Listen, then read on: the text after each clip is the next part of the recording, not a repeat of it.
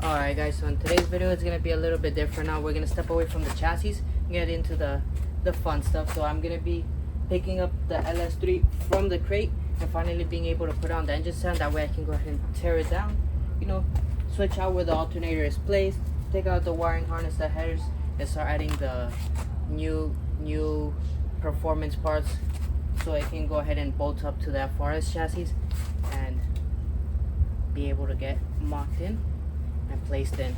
I wouldn't be able to fully place it in yet because I don't have the oil pan since I'm still waiting on that. So please, Sicky, hurry up. No pressure.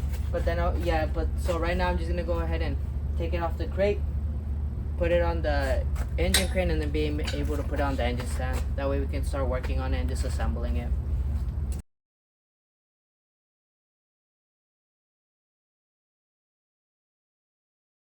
Alright, so now that I have everything moved around and cleared out the way, I'm gonna go ahead and put this little metal chain across from the edge. I think I'm gonna bolt it on from here in the back, lift it up. That way we can get on in the air and into the engine crane, and then bolt up the engine stand, the backing plate onto the LS.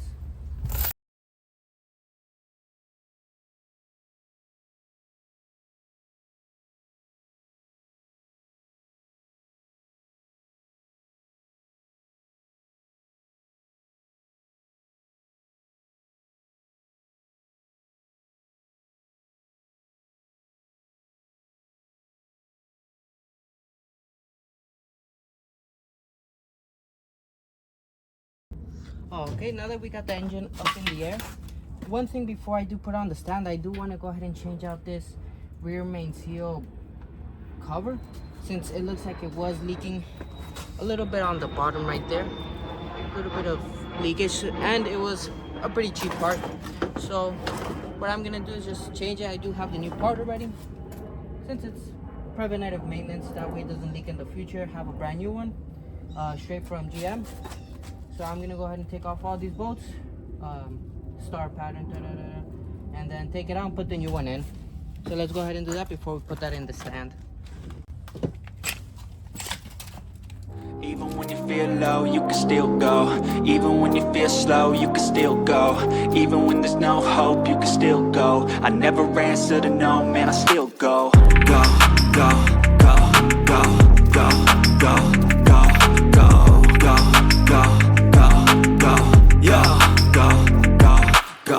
Hustle hard, hustle everything.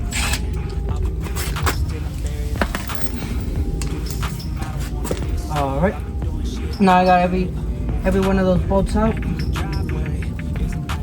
think I should be able to come off, obviously, since it has a gasket and it's kind of tight in there, so I might have to just use a flathead to pry it off a bit.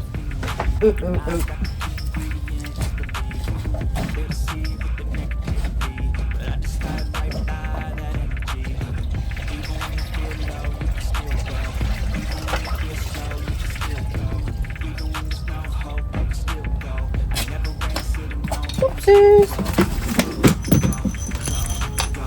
Alright, I do have it there. Dang, I should have drained the oil. Whatever. Self-drainage.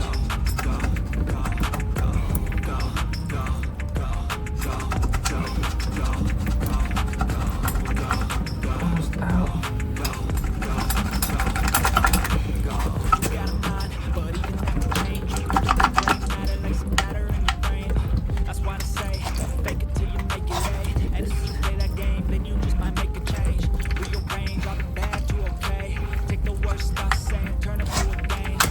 There we go. Oh my gosh, I never drained the oil. Rookie mistake. Whoopsies.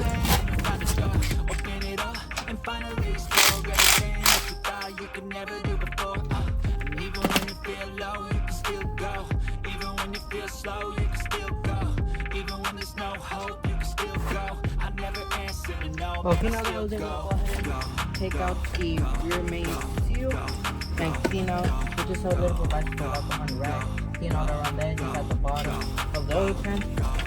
So now we got the new one straight from GM. If you have one here, here's the part number. So now we got the new one.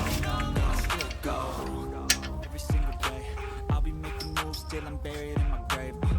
To the system, I don't wanna be a slave. I've been doing shit my way, or the highway. And in the driveway is a nice range. Cause I grind through the climb, I invite pain. You'll never hear me, bitch, nah, I don't complain. Just gotta flip the switch and you can go and obtain anything you want, anything you need. Your mind's got the key ingredient, it's belief. They'll deceive with the negativity, but I just slide right by that energy. Let's start pattern. Even when you feel low, you can still go.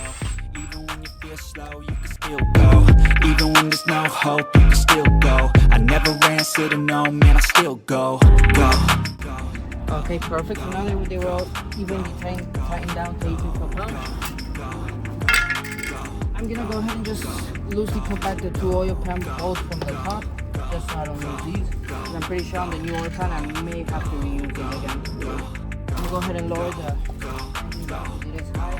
That engine But even back that into can change, you whatever. can flip the gray matter like some batter in your brain.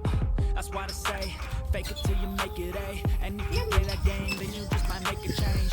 Rearrange all the bad to okay. Take the worst stuff saying, turn them to a game. Alright. Take the best stuff saying, put them So on now, display, on repeat in your see at the brain. bottom, Feeling no more pain. Never slow yourself down, you can feel some more. plate. I did get the engine start from Harbor Freight, so I got some top quality, but it'll do the job. Nice. Now we get all 4 of the bolts in the engine stand. Let's go ahead and jack it up and finally put on the engine stand.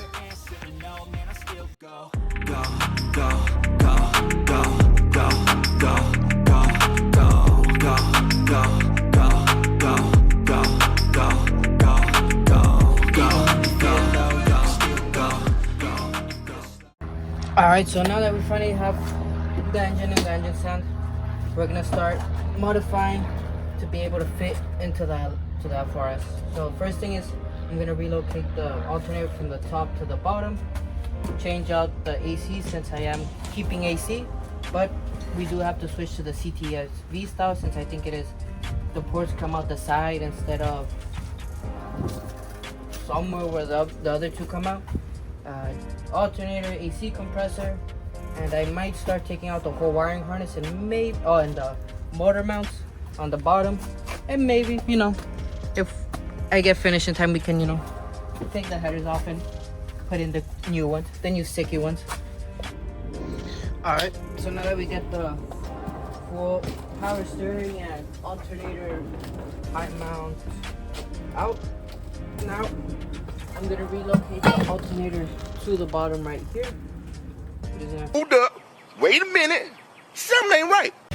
We're gonna have to take a little bit of a pause on the alternator side because I had the stock Corvette one with the 4-pin, but the bracket I did buy to mount it on the low side was for a truck Corvette.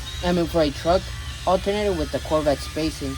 So I did buy a new alternator which comes tomorrow, and it's gonna be a little bit of a modification, but I'll show you guys how. Now I am gonna take off the AC compressor since I do have a Reman aftermarket CTSV one, since this one only has 2 ports on the side, but it's not the way Siki made it, since I am running the Siki AC line. I'm not running no custom ones. I don't know anything about that, so we're just gonna take this one off and put the Siki one on, the CTSV compressor on. Okay, so we're gonna take these 4, what's 1 nut, 3 bolts. These are 15 mil. Take this one off, the nut, put it down here, bottom one. Take it slowly off. There we go. Alright, take this one off. Take that one off. Oops, hit the camera. There. Alright, so now it's fully off. Pretty sure. There we go, it just slides off. There we go. Now alright, let's see if this one fits in, please.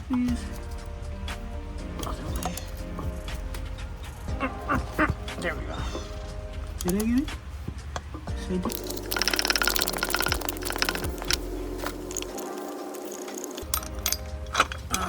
Alright. Off. It's off. There.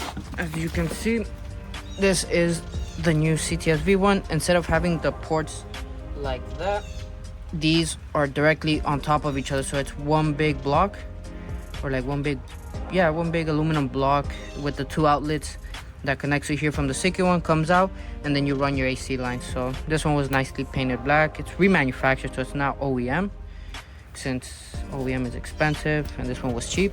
Hopefully it does work. And we're just gonna go ahead and bolt this one up now.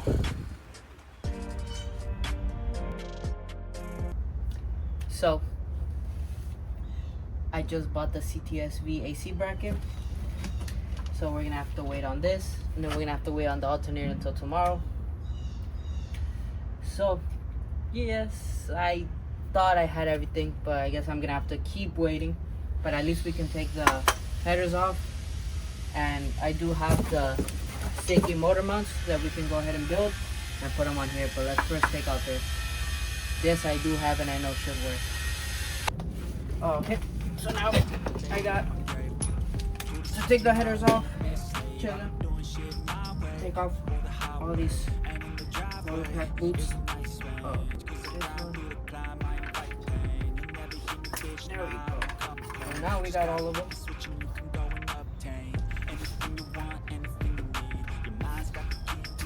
Because I do have to take the heat shield off, since I do want to remove the two sensors.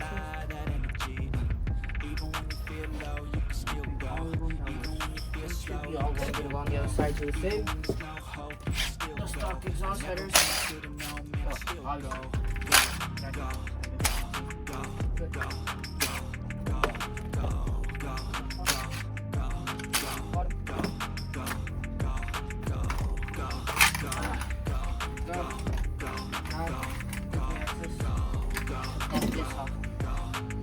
Bring a little bit of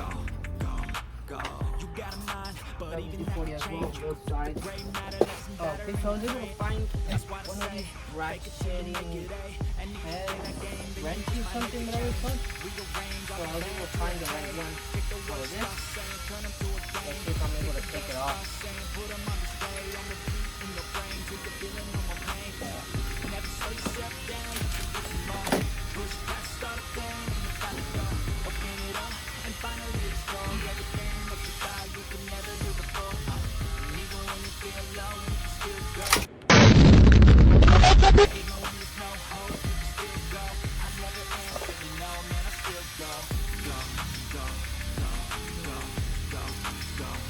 Oh, it did. Nice. So, very, very important detail.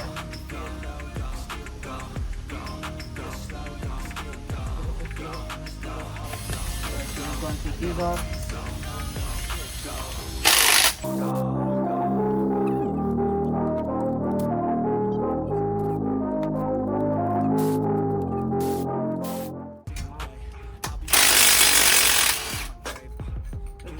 The sticky headers, they provide us new hardware, so we don't have to reuse these.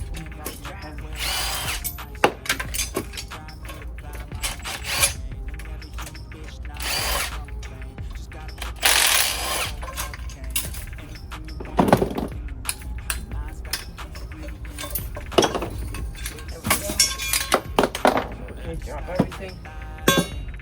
But now that you have these out, keep this out since there's a new one. They are oriented, so it does say left. This one should say right.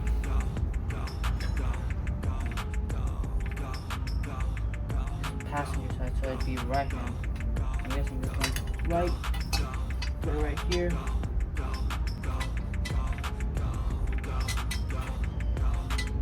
So after just doing a little bit more research, it looks like the knock sensor is hitting the sticky engine mount, not letting it sit flush.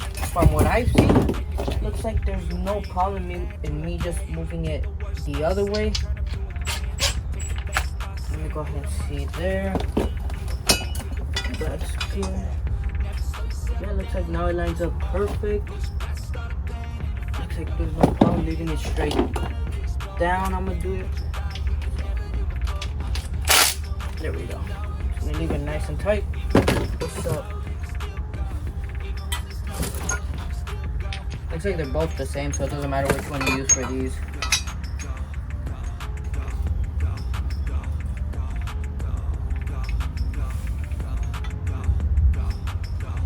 The way the holes are oriented. So you see there's one here, and if I flip it, then it's the other way. So I have to see, I'm gonna do a little bit of research on that. See how they're supposed to be mounted on. Okay, putting in the other bolts for the engine mount. Probably not, since these brackets aren't as thick. So you see how this one has to go through it. Gosh, I didn't put the other one on. Size is it? It's a 17.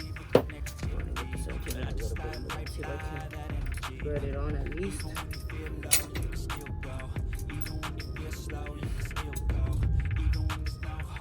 At the 17, I'm gonna go ahead and slide this one in through.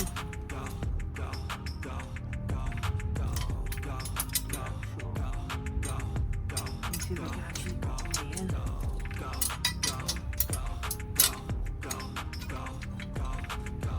What I'm doing now is just give this a nice factory spec tightening.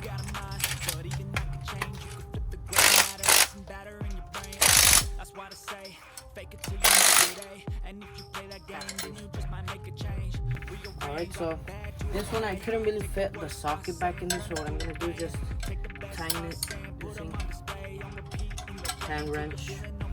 Now I got it stuck. There we go. Tight. These are all tight now. Tight. Now, go ahead. These here.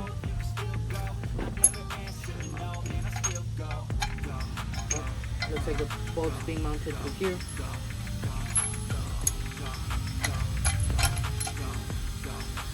Mount that.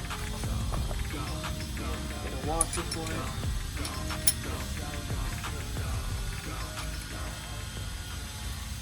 So I did go ahead and put the 4 bolts for the actual engine bracket, engine mount. Then I did go ahead and put the nut and bolt through with the washer. Oops, oh no, so it's still being able to be moved. That way when it does get in the engine, oriented the right way.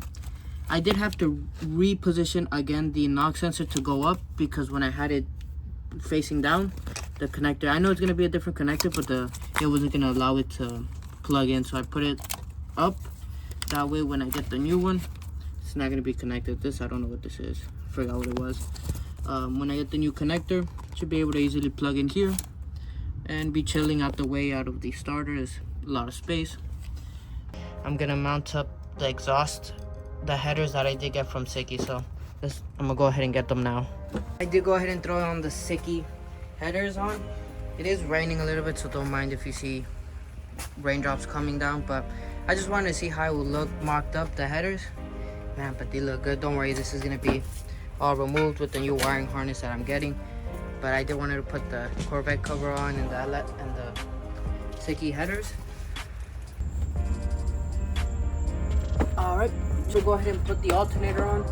Got a brand new one from AC Delco. If you guys want, here's the part number. That way you guys can know which one to buy if you are going to do the same swap as I did. It is a GM part, 105 amp. It does utilize a 4-pin for the Corvettes if you're going to run the harness for the 4-pin. It is a alternator, 105 amp. It's not bad. It shouldn't be, I mean, it's not underpowered, since I'm not going to be using a lot of electronics in the car, and the battery is going to be a pretty big one either way. It's a stock FRS battery. But I was able to go ahead and get the belt fully put on. I did have to kind of guesstimate which one I did get at 53.5 and it was perfect. It's enough tension, not too much, and the car turns smoothly. And then what belt, when you delete the power steering, it is, I did use the Dayco one, 6 rib, 1360 millimeters. Here's the part number if you guys want it as well. Thank you guys so much for watching. Hope you guys like the build series, and stay tuned. Hope you guys keep watching. Subscribe, like, comment down. Greatly appreciate it.